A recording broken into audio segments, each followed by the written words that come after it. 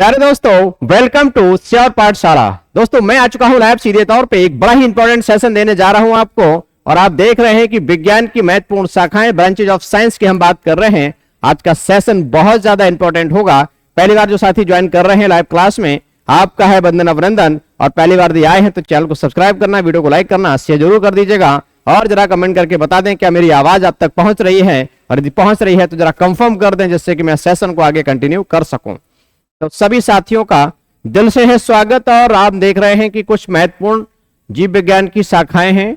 Science में इस बात को भी ध्यान रखेंगे, कोशिश करेंगे कि ये बायोलॉजी वाली शाखाओं को मैं आज लूंगा। आज की क्लास में जितना भी हो जाएगा उतना डिकोड करेंगे, बाद बाकी एक्स्ट्रा जानकारी होगी वो भी मैं आपसे शेयर करूंगा। चलिए, फाइनल आपने कर दिया है कि जो है आवाज आ रही है और आप देख पा रहे हैं। चलिए ठीक है, तो दोस्तों समय खराब नहीं करेंगे, स्टार्ट करते हैं आज की क्लास। तो आप देख रहे हैं कि विज्ञान की महत्वपूर्ण शाखाएं, जो कि आपके एग्जाम का महत्वपूर्ण हिस्सा है। और स्पेशली अगर हम बात करेंगे तो एसएससी की एग्जाम हो, चाहे सिविल सर्विस की एग्जाम हो, या फिर रेलवे जैसी एग्जाम में भी एक न एक ब्रांच की साइंस आ ही जाती है। पर यहां पर हम सरल के साथ साथ कुछ अटपटी जो ब्रांच की शाखाएं हैं उस पर आज हम लोग बात करेंगे। ठीक है, तो चलो भाई, सबसे पहले लिखा है कोशिकी। और कोशिकी की बात करेंगे तो बात आती है साइटोलॉजी की। तो बच्चों जानना जरूरी है, साइटोलॉजी माने कोशिका का हम अध्ययन करते हैं। और फादर ऑफ साइटोलॉजी में हम बात करते हैं किसकी? रॉबर्ट हुक की करते हैं। तो देखते हैं साइटोलॉजी, इसके अंतर्गत कोशिकाओं से संबंधित कार्यों का अध्ययन किया जाता है। इस बात पे गौर करेंगे। प्रश्न उठता है कि सेल क्या है? दोस्तों ध्यान रखेंगे, मानव शरीर की सबसे छोटी संरचनात्मक व क्रियात्मक इकाई होती है। तो ध्यान रखेंगे, नोट करना चाहे तो जरूर नोट करिएगा। ये संरचनात्मक, संरचना के आधार पे, और क्रियात्मक माने फंक्शनल हम बात कर रहे हैं। संरचनात्मक व क्रियात्मक इकाई होती है सबसे छोटी मानव शरीर की। तो ध्यान रखेंगे, सेल की बात कर रहे हैं। मानव शरीर कई सारी सेल से दोस्तों मिलकर के बना होता है। तो साइटोलॉजी में सीधे तौर पे अध्ययन करते हैं किसका? सेल का। अगली बात करते हैं शरीर की। अगर एनाटॉमी की हम बात करें तो इसके अंतर्गत विच्छेदन द्वारा प्राणियों के शरीर की आंतरिक रचना का अध्ययन किया जाता है। माने हम देख रहे हैं एनाटॉमी के द्वारा आंतरिक संरचना, माने कहने का मतलब है कि विच्छेदन के द्वारा, माने प्रोसेस, पोस्टमार्टम कह सकते हैं। हालांकि पोस्टमार्टम तो डेड बॉडी के केस में होता है, लेकिन ये मान के चलिए कि जो है आपका प्राणियों के शरीर की आंतरिक रचना का अध्ययन किया जाता है। इस बात पे गौर करें। Anatomy is a important branch of science, biology की बात कर रहे हैं। तो बढ़ते हैं अगली ब्रांच पे, और अगली ब्रांच हमारी आती है ऊतक के रूप में। लिखा हुआ है ऊतकी, माने हिस्टोलॉजी की बात कर रहे हैं। तो ध्यान रखेंगे, नाम से स्पष्ट है, ऊतकी माने ऊतकों का अध्ययन करते हैं। किसमें? हिस्टोलॉजी में करते हैं। इस बात पे गौर करेंगे। इसमें शरीर के ऊतकों का सूक्ष्मदर्शी का अध्ययन किया जाता है। सूक्ष्मदर्शी के द्वारा माने माइक्रोस्कोप के द्वारा स्टडी करते हैं। जब बात बच्चों ऊतकों की आती, ध्यान रखिएगा, जैसे हम जब पढ़ते हैं आपके बायोलॉजी में, तो जैसे जाइलम ऊतक होता है। जाइलम क्या होता है कि पौधों में जल के संवहन के लिए जिम्मेदार ऊतक होता है। ऐसे ही फ्लोएम ऊतक होता है। मैंने अभी क्या कहा है? जाइलम, और एक हमारा होता है फ्लोएम। तो जाइलम ऊतक क्या करता है? पौधों में स्पेशली तो जो है जल के संवहन के लिए जिम्मेदार है। और बात अगर हम फ्लोएम ऊतक की करेंगे तो वह सीधे तौर पे जिम्मेदार है काय के लिए? सोचने वाली बात है भाई, वो जिम्मेदार है खाद्य पदार्थों के परिवहन के लिए, संवहन के लिए। और यहां पर एक बात और है, वो है कैम्बियम टिश्यू। कौन सा भैया? कैम्बियम टिश्यू की अगर हम बात करें तो कैम्बियम टिश्यू से आशय है कि ऐधा ऊतक। तो पौधों का जो तना होता है उसमें वृद्धि के लिए रेस्पॉन्सिबल ऊतक है आपका कैम्बियम टिश्यू, ऐधा ऊतक। ध्यान रखेंगे। पहली बार आने वाले सभी साथियों का दिल से कर रहा हूं स्वागत। पारिस्थितिकी शब्द की बात करें तो इकोलॉजी की बात करते हैं। पारिस्थितिकी माने इंग्लिश में इकोलॉजी। इसमें प्राणियों का वातावरण से संबंध का अध्ययन किया जाता है। इंपॉर्टेंट एक क्वेश्चन है, इसलिए ध्यान रखेंगे, यहां इकोलॉजी की बात कर रहे हैं। यहां पर एक जरूरी बात बच्चों बता दें, जब हम लोग पारिस्थितिकी को पढ़ते हैं तो नाम आता है मिस्टर आर मिश्रा। क्या नाम आता है? Mister R Mishra. तो भारतीय पारिस्थितिक विज्ञानी की अगर हम बात करें तो वो है कौन से? आर मिश्रा। इस बात पे ध्यान रखेंगे। अगला है वर्गिकी। वर्गिकी लिखा हो, वर्गिकी शब्द होता है टैक्सोनॉमी, और यहां पर है कि इसमें प्राणियों के वर्गीकरण तथा नामकरण का अध्ययन किया जाता है। इस बात पे गौर करेंगे। जब बात दोस्तों करते हैं वर्गीकी की तो यह भी जानना जरूरी है, टैक्सोनॉमी माने टैक्सोनॉमी में यह भी जानना जरूरी है कि द्विनाम पद्धति, एक बायनोमियल सिस्टम है, उसमें द्विनाम पद्धति के जनक के रूप में हम जाने जाते हैं। किसके रूप में? माने कैरोलस लिनियस को जाना जाता है, जिनकी महत्वपूर्ण किताब है सिस्टेमा नेचुरे। इस बात पे ध्यान रखेंगे। करते हैं अगली बातें कुछ प्यार से। तो अगली बात हमारी आती है कि आनुवांशिकी। अगला हम देख रहे हैं दोस्तों आनुवांशिकी शब्द, और बात जब आनुवांशिकी की आती है तो देखते हैं क्या है। आनुवांशिकी को हम क्या कहते हैं? जेनेटिक्स के रूप में जानते हैं। इसमें आनुवंशिक लक्षणों, जीवों के आनुवंशिक लक्षणों, वंशागति और विभिन्नताओं का अध्ययन किया जाता है। हम जेनेटिक्स की बात करते हैं, माने जो माता पिता के कैरेक्टर हैं वो बच्चों में जिस प्रकार से जाते हैं, उन इंटरनल हम गुणों का अध्ययन करते हैं सीधे तौर पे जेनेटिक्स में। और जब बात आती है कि फादर ऑफ जेनेटिक्स कौन है, मिस्टर ग्रेगर जॉन मेंडल महोदय को माना जाता है। इस बात पे गौर करेंगे। पहली बार आने वाले सभी साथियों का दिल से कर रहा हूं स्वागत। पढ़ते जाना है और सीखते भी जाना है। चलिए अगली बात करते हैं। तो लिखा हुआ है बच्चों न्यूरोलॉजी, और न्यूरोलॉजी की बात करें तो तंत्रिका तंत्र का अध्ययन करते हैं। बच्चों हमारा जो मानव शरीर होता है या कोई भी ह्यूमन बीइंग की अगर हम बात करें तो उसमें क्या है कि कई सारे न्यूरॉन होती है, पूरा एक तंत्र स्थापित होता है जिसका महत्वपूर्ण, जैसे आपने पढ़ा होगा कि सीएनएस होता है सेंट्रल नर्वस सिस्टम, एक होता है एएनएस ऑटोनॉमस नर्वस सिस्टम, और एक होता है कौन सा? पीएनएस होता है पेरिफेरल नर्वस सिस्टम। इस बात पे गौर करेंगे। तो जब कभी हम बायोलॉजी पढ़ाने का मौका मिलेगा तो अलग से वीडियो या लाइव क्लास में मैं आपको डिकोड करूंगा, इसको, इस इंफॉर्मेशन को ध्यान रखेंगे। ठीक है, तो ये हो गया तंत्रिका तंत्र। बात करते हैं इम्यूनोलॉजी की। तो इम्यूनोलॉजी में क्या है देखते हैं। संक्रमण के विरुद्ध जंतु शरीर के प्रतिरोध का अध्ययन करते हैं। किसमें करते हैं? इम्यूनोलॉजी में। तो बच्चों एक बात और मैं बता दूं कि भारतीय प्रतिरक्षा विज्ञान संस्थान कहां पर है? भारतीय प्रतिरक्षा विज्ञान संस्थान माने इम्यूनोलॉजी का जो एक रिसर्च इंस्टीट्यूट है वो कहां पर है? नई दिल्ली में है, ध्यान रखेंगे। और आपको बता दें कि हाल ही में 1 दिसंबर को मनाया गया है विश्व एड्स दिवस, वर्ल्ड एड्स डे की बात करें। और जब इस बीमारी की हम बात करें बच्चों सीधे तौर पे मानव शरीर का जो सुरक्षा तंत्र होता है, प्रतिरक्षा तंत्र होता है, उसको सीधे तौर पे प्रभावित करता है। माने एड्स का जो वायरस है जिसको एचआईवी बोलते हैं, ह्यूमन इम्यूनोडेफिशिएंसी वायरस, वह सीधे तौर पे डिस्ट्रॉय करता है इम्यूनोलॉजी माने जो कैपेसिटी होती है रोगों से लड़ने की क्षमता को नष्ट करने लगता है। और अंत में क्या होता है कि एड्स का जो मरीज है उसका, रोगी का निधन हो जाता है। तो ध्यान रखेंगे, ये मैंने भारतीय प्रतिरक्षा विज्ञान संस्थान कहां पर? नई दिल्ली में आपको बताया है। पहली बार आने वाले सभी साथियों को दिल से कर रहा हूं स्वागत। बस सेशन को ज्वाइन करते रहिए, शेयर वेयर करते रहिएगा, और जो जानकारी मैं दे रहा हूं वो तो इंपॉर्टेंट है ही, जिससे सीधे तौर पे आपके एग्जाम में कुछ आप बेहतर महसूस करेंगे।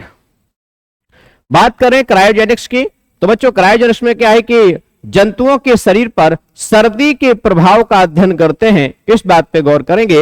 या हम यूं कहें कि जो निम्न तापीय जीव होते हैं, निम्न तापीय जीवों का जब हम अध्ययन करते हैं माने कम टेम्परेचर पर कैसे वो सर्वाइव कर पा रहे हैं, ये वाली बात बड़ी इंपॉर्टेंट है। समझ पा रहे हैं? तो ये है बड़ी जरूरी बात। और आपको शायद पता होगा कि जब भी कोई सैटेलाइट ऊपर जाता है, सैटेलाइट से मतलब कि रॉकेट ऊपर जाता है, तो क्रायोजेनिक टेक्नोलॉजी का यूज किया जाता है, जिससे कि जब नीचे से ऊपर जाता है तो इंजन काफी गर्म हो जाता है, और उसमें क्रायोजेनिक टेक्नोलॉजी के द्वारा उस इंजन के बढ़े हुए तापमान को क्या है? नियंत्रित किया जाता है, जिससे कि वह स्पेसशिप या रॉकेट की बात करें फट ना पाए। इस बात को ध्यान रखेंगे। बात क्रायोजेनिक की, और स्पेशली क्रायोजेनिक में क्या है? द्रवित हाइड्रोजन का प्रयोग किया जाता है, ये भी ध्यान में रखेंगे। अगली बात आती है बच्चों सौरोलॉजी। सौरोलॉजी में क्या है? छिपकली का अध्ययन करते हैं। ध्यान रखें, ये वही छिपकली है जो आपके घरों में, सभी सामान्य घरों में पाई जाती है। और ये भी ध्यान रखना कि जो छिपकली है वो प्राकृतिक सफाईकर्ता के रूप में भी है। जब भी छोटे मोटे कीड़े वाड़ी आदि आ जाते हैं तो छिपकली उन्हें खाती है, तो कहीं ना कहीं एक प्राकृतिक सफाईकर्ता के रूप में है। लेकिन ध्यान रखिएगा कि छिपकली काफी पॉइजनस होती है, जहरीली होती है, इस बात को भी ध्यान से रखना है। बहुत बढ़िया, आप लोग पढ़ते जा रहे हैं, सीखते जा रहे हैं, अपने आप में अच्छा लग रहा है। बस चिंता नहीं करनी है हर हाल में। जय हो विजय हो आप सभी की। बात कर रहे हैं ऑर्निथोलॉजी की। तो नाम से दोस्तों स्पष्ट है, ऑर्निथोलॉजी माने पक्षियों का अध्ययन करते हैं। तो पक्षियों व उनके स्वभाव का अध्ययन किया जाता है ऑर्निथोलॉजी में। जानना जरूरी है बच्चों कि भारत के पहले पक्षी विज्ञानी कौन हैं? डॉक्टर सलीम अली महोदय को जाना जाता है भारत के पहले पक्षी विज्ञानी के रूप में। इनकी महत्वपूर्ण किताब में आपको बता देता हूं कि आ हैंडबुक ऑन बर्ड्स। ठीक है, आ हैंडबुक ऑन बर्ड्स माने बर्ड्स का मतलब चिड़ियाओं पर लिखी गई एक महत्वपूर्ण किताब है, महत्वपूर्ण रचना है, इस बात पे गौर करेंगे। अगली बात करते हैं मैमोलॉजी की, और बात मैमोलॉजी की करेंगे तो स्तनधारी जंतुओं का अध्ययन किया जाता है। मैमोलॉजी स्तनधारी जीवों का अध्ययन करते हैं, उनके कैरेक्टरिस्टिक्स का अध्ययन करते हैं। मैमोलॉजी से मुझे याद आ रहा है मैमोग्राफी, तो ध्यान रखेंगे कि फीमेल जो स्तन होते हैं, ब्रेस्ट कैंसर की अगर हम बात करें तो मैमोग्राफी में स्तन कैंसर की जांच होती है। यह भी क्वेश्चन कई बार एग्जाम में आया हुआ है, इस बात पे आप ध्यान रखेंगे। कर लेते हैं आगे की बात। लिखा है डेंड्रोलॉजी, और ये रहा डेंड्रोलॉजी। माने डेंड्रोलॉजी में नाम स्पष्ट है कि इसमें वृक्षों व झाड़ियों का अध्ययन करते हैं, माने वृक्ष तथा झाड़ियों का दोस्तों अध्ययन किया जाता है। इस बात को ध्यान रखेंगे, बात हो रही है किसकी? डेंड्रोलॉजी की। तो चलिए हम लोग बढ़ते हैं आगे की तरफ, और लिखा है कि एक सेकेंड, पहले हमें इस सेक्शन को भी ले लेना चाहिए, एक पेज क्लियर हो जाएगा। एपिग्राफी की बच्चों बातें कर रहे हैं, ठीक है, चलो बढ़ते हैं बच्चों। अगला टर्म है हमारा एपिग्राफी। बहुत सुंदर, बहुत सुंदर। ढेर सारे बाल गोपाल सेशन को ज्वाइन कर रहे हैं, अपने आप में एक अच्छी बात है, और पढ़ते जाना है, सीखते जाना है बच्चों। बात करते हैं कि एपिग्राफी, और एपिग्राफी का मतलब है शिलालेख संबंधी अध्ययन किया जाता है। आप देखते हैं पुराने कुछ मकबरे आदि होते हैं, कुछ अलग अलग, जैसे ताजमहल है, या फिर जो है आराम बाग का जो है आगरा में है, आराम बाग है, और भी कई सारे ऐतिहासिक स्थल है, रेड फोर्ट वगैरह है। तो वहां पर पत्थरों के ऊपर कुछ लिखा होता है, उर्दू भाषा में हो सकता है, हिंदी में हो सकता है, या किसी और भाषा में। तो उसको समझने की अपनी एक टेक्निक होती है एपिग्राफी, उसमें शिलालेखों का अध्ययन किया जाता है। इस बात पे गौर करेंगे, इंपॉर्टेंट जानकारी हो रही है। लिखा हुआ है बच्चों डेंड्रोक्रोनोलॉजी, और डेंड्रोक्रोनोलॉजी इलाज करेंगे तो वृक्षों की आयु का पता लगाते हैं, माने कोई वृक्ष है वह कितना पुराना है, उसकी आयु क्या है। वैसे आपने पढ़ा होगा क्वेश्चन कई बार क्या होता है कि जब हम मान लो कोई एक लकड़ी है, ये बड़ी सी मतलब बेलनाकार लकड़ी है, इसको जब हम काटेंगे कहीं ना कहीं तो हम देखते हैं कि इसमें छोटे छोटे छल्ले जैसे होते हैं, इनको हम बलय के रूप में जानते हैं। तो ध्यान रखिए, पौधे की जो पेड़ है आपका, वृक्ष है, उसकी आयु का पता लगाने में जो वार्षिक वलय होते हैं, वार्षिक वलय की काउंटिंग के आधार पर भी पता लगाया जा सकता है कि जो वो वृक्ष है वो कितनी आयु का है, लगभग आइडिया लग जाता है। वैसे यहाँ पर कार्बन डेटिंग पद्धति का भी प्रयोग किया जाता है वृक्षों की आयु का पता लगाने के लिए, ध्यान रखेंगे। बहुत बढ़िया, बहुत बढ़िया, पढ़ते जा रहे हैं मस्ती के साथ आप लोग, अच्छा लग रहा है। चलिए आगे हम लोग बढ़ते हैं। तो लिखा हुआ भैया कॉस्मोलॉजी, और कॉस्मोलॉजी की बात करेंगे तो भैया ब्रह्मांड की उत्पत्ति से संबंधित, माने ब्रह्मांड जो हमारा यूनिवर्स है उससे रिलेटेड, माने ब्रह्मांड की उत्पत्ति का अध्ययन कॉस्मोलॉजी में करते हैं। ध्यान रखेंगे, जब बात ब्रह्मांड की उत्पत्ति की कर रहे हैं तो ध्यान रखेंगे महाविस्फोट का सिद्धांत, माने पृथ्वी जो इसका ब्रह्मांड का महाविस्फोट का सिद्धांत है, जिसे जॉर्ज लैमेंटर महोदय ने दिया था, बड़ी बड़ी भूमिका है उसको समझने में, बात ब्रह्मांड की कर रहे हैं। ठीक है, अगली बात करते हैं, पढ़ते जाना है। लिखा हुआ है सेलेनोलॉजी, और सेलेनोलॉजी की बात करेंगे तो सीधे तौर पे बच्चों चंद्रमा का अध्ययन करते हैं, और ये वही चंद्रमा है जो पृथ्वी का, माने हमारे अपने ग्रह का एकमात्र प्राकृतिक उपग्रह है। और जानना जरूरी है, जब बात चंद्रमा की करते हैं तो आपने सुना होगा कि इसको हम किस रूप में, जीवाश्म ग्रह के रूप में, हम चंद्रमा को जीवाश्म ग्रह भी कहते हैं, इसको फॉसिल प्लैनेट के रूप में भी जाना जाता है। इस बात पे गौर करेंगे। ठीक है, बढ़ते जाइए, पढ़ते जाइए, और फाइनली हम शिफ्ट कर रहे हैं आगे की तरफ। तो ये हमारा लिखा है सेलिनोलॉजी, हो गया है कार्डियोलॉजी। ठीक है, अब आते हैं अगले पड़ाव पे बच्चों। लिखा हुआ है कार्डियोलॉजी, और कार्डियोलॉजी से आप स्पष्ट समझ पा रहे होंगे, कार्डियक जैसा कुछ शब्द आपने एक साथ कहीं सुना होगा।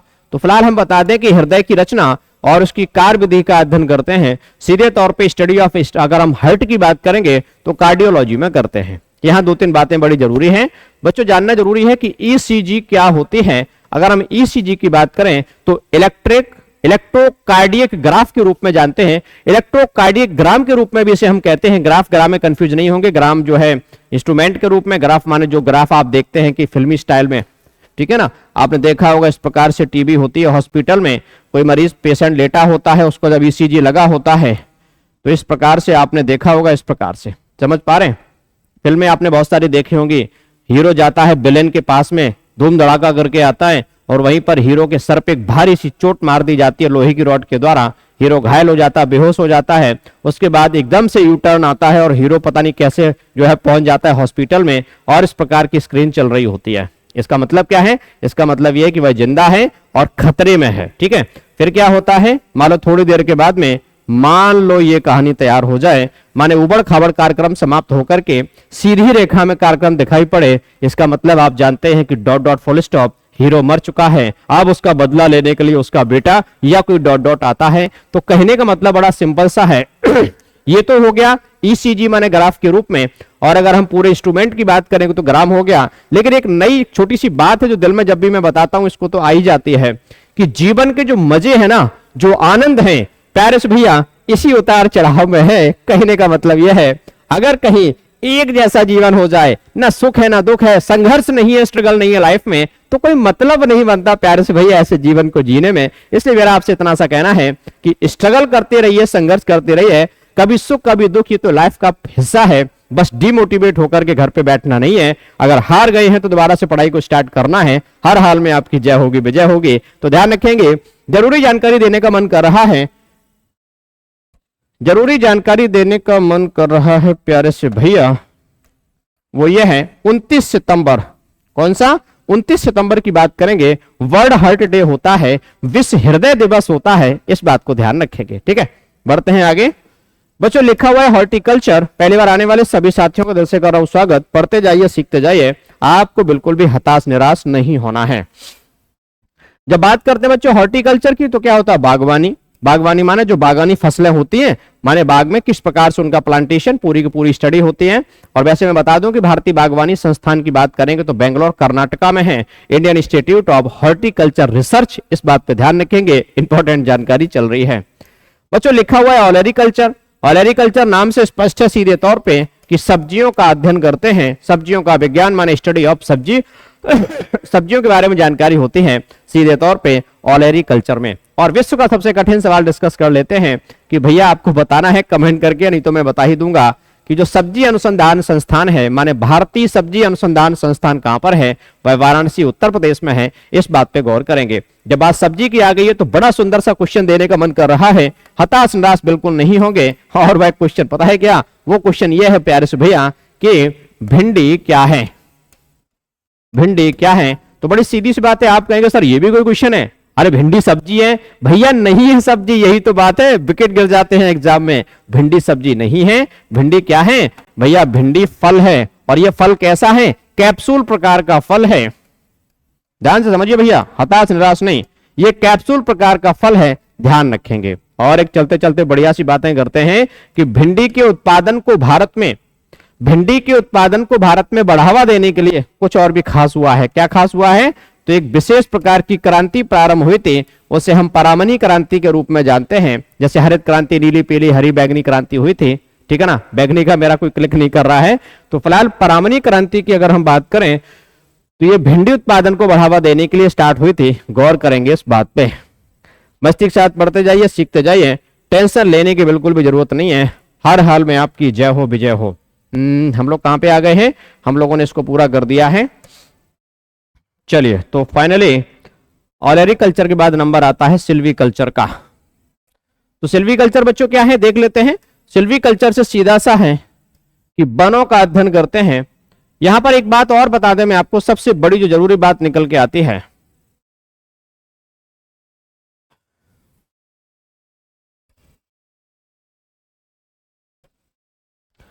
तो प्यारे दोस्तों फाइनली एक छोटा सा सेशन मैंने आपको दे दिया है विज्ञान की महत्वपूर्ण शाखाओं का। ये पार्ट 1 मैंने आपको दिया है, पार्ट 2 जल्दी ही अपलोड करूंगा यूट्यूब चैनल श्योर पाठशाला पे। तब तक बने रहिए। पहली बार दिया है तो चैनल को सब्सक्राइब करिए, वीडियो को लाइक करिए। ये सेशन आपको कैसा लगा कमेंट जरूर करिएगा, क्योंकि जब आप कमेंट करेंगे तब हमें पता लगेगा कि इस प्रकार की जो क्लास है वो आपके लिए लाभदायक है या नहीं है, बेनिफिशियल है कि नहीं है। ठीक है, तो मिलते हैं किसी अगले वीडियो में, तब तक के लिए शुक्रिया, थैंक यू, जय हिंद।